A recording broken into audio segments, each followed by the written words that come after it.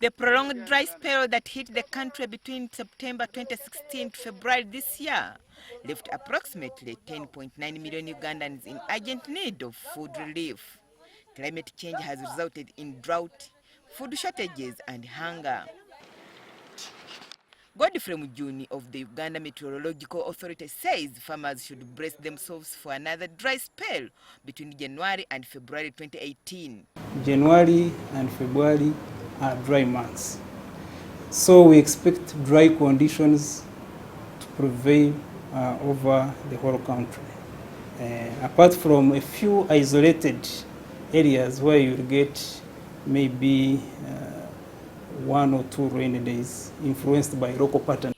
Many farmers depend entirely on rain for food security. At St. Jude Farm Busenze in Masaka district, the solution to dry spells was found 7 years ago through harvesting both running water and from the roofs when it rained. So we have runoff water harvesting and roof-off water harvesting. Alexander Ampeire, one of the farmers here, says it is very possible for every farmer to harvest water. You see water, the runoff water, where it comes from. Then you target also where you are going to put your pit or your hole.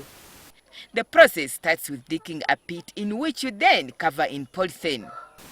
So if you see water, how it moves, then see where I can put the pit. Where is the destination of my water? It is important to ensure safety, so he advises that it is covered by logs or bricks, which will also help when one is collecting water. These poles, they help also to cover the underground tank. This tank, this helps also to avoid accidents, because somebody can fall in, or your animal can fall in, or you have a visitor. But before the pit is dug, the farmer must ensure it is located in an area where there is running water. The next step is to fill the pit with stones, which will help to filter the water. One can also use wire mesh, which will help keep the water clean and pure until the time for use. In addition to running water, Ampeire also harvests rainwater from the roofs. This is stored in the same pit. He says the 5,000 litres capacity pit cost 600,000 shillings to construct and has served him well for the last 7 years. Ampeire advises that any farmer can have one, though it depends on their finances.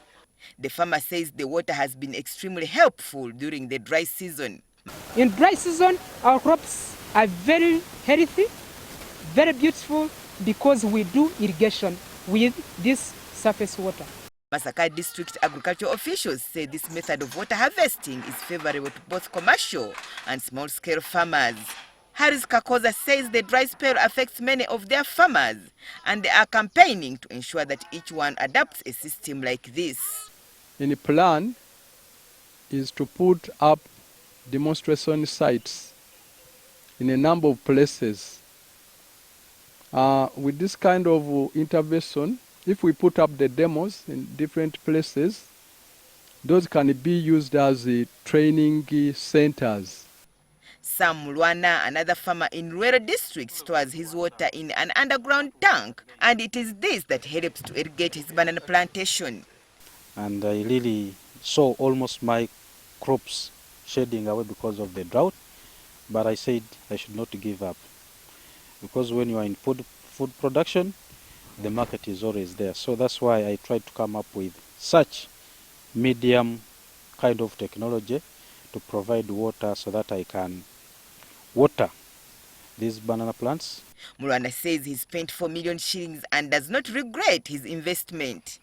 Because when I sit to calculate, it costed me between 4 to 5 million shillings, which man I may say is affordable and which is not affordable to most of our farmers, especially in the rural areas. So maybe in summary, I might say it is not affordable to everybody. So we try to encourage the people to take the technology that is appropriate for their need in terms of demand, in terms of their expertise and the financial capacity to handle. Ronald Katokaizi, a commissioner in the Ministry of Agriculture, says government will construct 200 valley dams across the country to ensure farmers have access to water for agriculture. This will be under the Climate Smart Agriculture Project, whereby you conserve, you mulch your garden, you don't let any single drop of water that falls on your plot run away. So with that, you may not even need to irrigate. But the Agriculture Minister, Vincent Sempija, says despite numerous interventions, it is advisable for every farmer to get their own water because not everyone will have access to the dams. Most of the work will be done by the farmers. Government is going to avail and come in and close those gaps where the farmers really cannot manage. The farmers hope the government can play a pivotal role to ensure access to water for all of them.